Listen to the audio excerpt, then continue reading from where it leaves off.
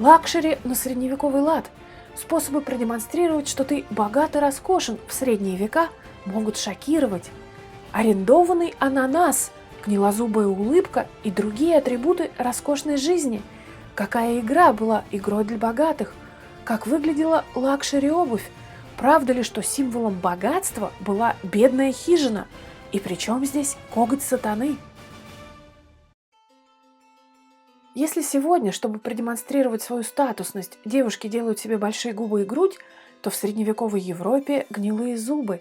Бедняжки-обладательницы белозубой улыбки либо старались не улыбаться вовсе, либо чернили зубы, чтобы быть в тренде. Все дело в том, что настоящий гурман просто обязан был иметь плохие зубы, так как только бедняки, питаясь плебейской пищей, сохраняли здоровые. Причина тут в еще одной лакшери-фишке – сахаре. Позволить его себе могли только аристократы. Испорченные гнилые зубы свидетельствовали – человек достаточно состоятелен, чтобы регулярно и много есть сахар. Как следствие, знатным дамам приходилось маскировать неприятный запах изо рта ароматной водой.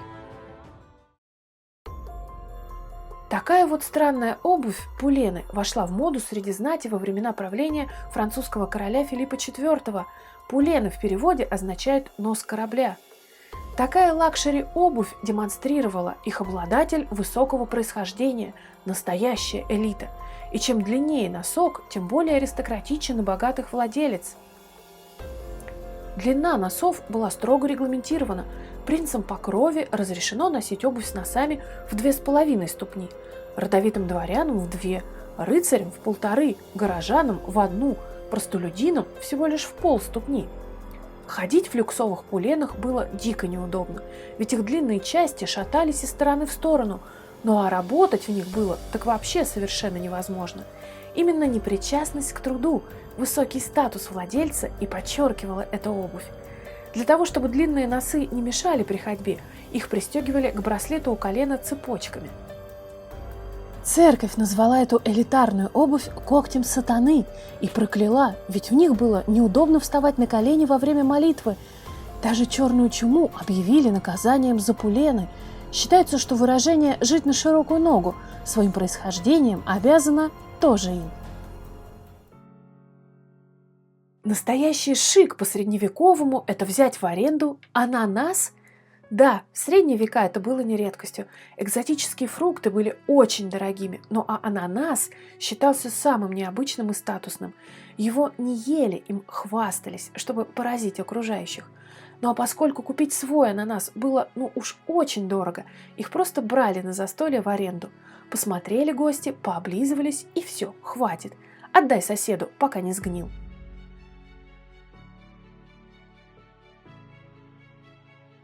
Ну а какое времяпрепровождение было под стать элите, могло подчеркнуть богатство и знатность?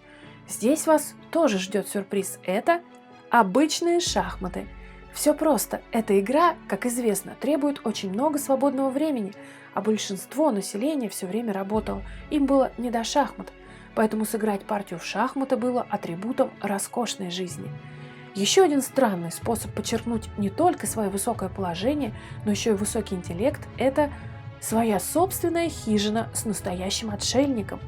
Владельцы замков строили у себя на территории такие хижины и приглашали в них отшельников. Это демонстрировало, что владелец замка достаточно богат и достаточно умен, чтобы дни и ночи напролет проводить в компании мудрого старца. Ну а что же женщины? Как им, помимо гнилых зубов, можно было продемонстрировать миру свой статус? Ответ есть. Вот такие вот чоппины, цокколи или сабба. Они были изобретены в Европе в XIV веке. В Венеции, благодаря звуку, который они издавали, их называли цокколи. Высота платформы у такой обуви доходила до 1 метра. Причина их изобретения, с одной стороны, жуткая антисанитария, царящая на улицах европейских городов. Канализации не было, помои и нечистоты выливали прямо на улицу. Чтобы не запачкать платье, и изобрели чоппины, которые одевали на обычную обувь. Но чоппины должны были подчеркнуть и высокий статус своей носительницы. Ходить в них было дико неудобно, поэтому знатных дам поддерживали служанки. Церковь считала их развратными. В Англии жених имел право расторгнуть брак, если после свадьбы выяснял, что жена при помощи чопинов казалась значительно выше, а в Кантабрии вот такие чопины носят по сей день. Если хотите видеть наши новые выпуски, подпишитесь на канал «История интересна» и не забудьте нажать на звоночек уведомлений.